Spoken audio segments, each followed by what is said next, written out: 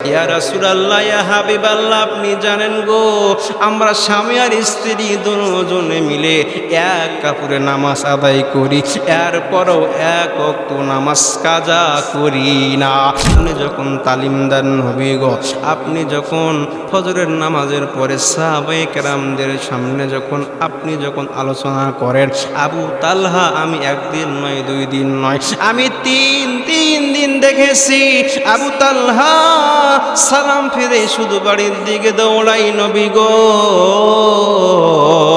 আপনার সাহাবী মনে হয় আবু তালহা মনে হয় মুনাফিক হয়ে গেছে, মনে হয় তাকে মসজিদ ভালো লাগে না, আমি আপনার কাছে নালিশ দিয়ে দিলাম। এমন সময় নবীজি আমার ডাক দিয়ে বললেন, ও সাহাবীরা শোনো শোনো, আগামীকাল যখন কেমন করে ঘুমাও তুমি, কেমন করে ঘুমাও তুমি, ফজর করে কাজা,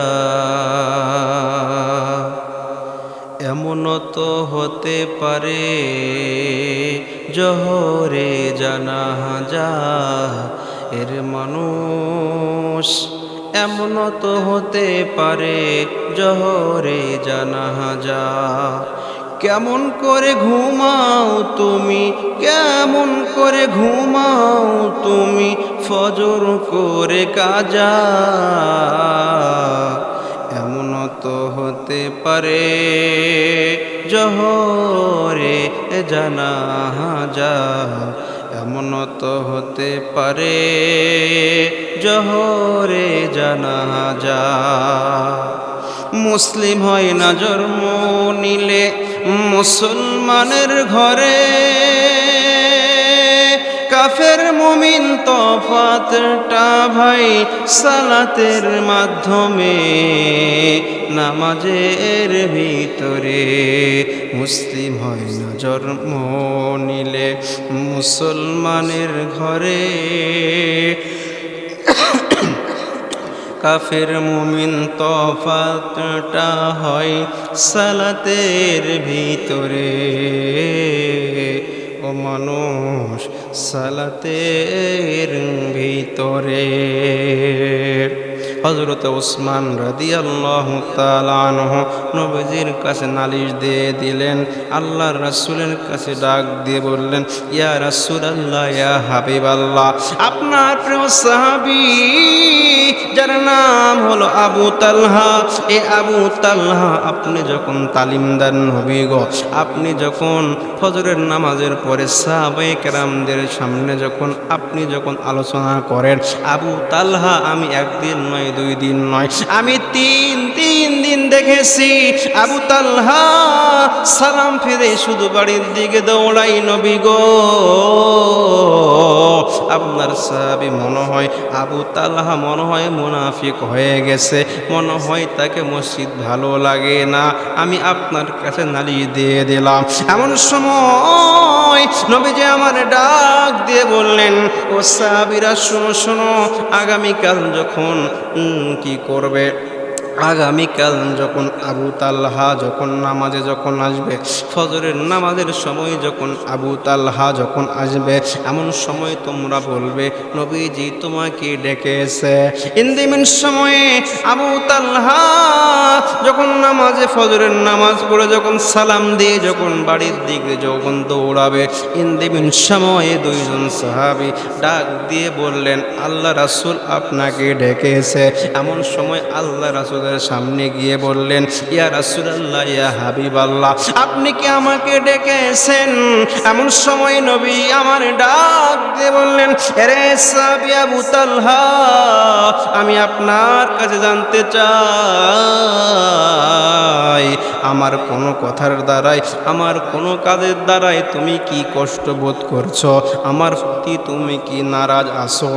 তুমি জোহরের নামাজের পরে মসজিদে সময় দাও, আসরের নামাজের পরে তুমি সময় দাও, মাগরিবের নামাজের পরে তুমি সময় দাও, এশার নামাজের পরে তুমি সময় দাও, কিন্তু ফজরের নামাজের পরে আমি যখন তালিম দেই, আমি যখন সাহাবায়ে কেরামের সাথে যখন কোনো কথা কৌশল বিনিময় করি, আমি যখন আলোচনা করি, তুমি আমার কথা না শুনে কেন তুমি বাড়ির দিকে দৌড়াও? এমন সময় সাহাবী আবু তালহার চোখ দিয়ে ঝর্ণার মতন পানি ঝরতেছে। সাহাবী আবু তালহা কান্না করতেছে আর ডাক দিয়ে বলতেছেন, ইয়া রাসূলুল্লাহ, ইয়া হাবিবাল্লাহ গো, এই কষ্টের কথাটা আমি কাউকে বলতে চাই নাই, তবে আমি আপনাকে বলবো, কারণ আপনি হলেন ওমা আরসালনাকা ইল্লা রাহমাতাল লিল আলামিন। আপনার সামনে তো বেয়াদবি করা যাবে না।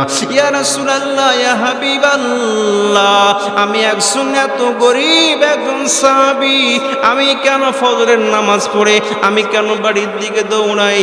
আপনি জানেননি নবী গো, আমি জানি, আপনারা জানেন, আমরা সবাই জানি, অন্যান্য নামাজের রক্তগুলো একটু লম্বা সময় ধরেই থাকে, আর ফজরের নামাজের রক্তটা একটু কম সময় থাকে।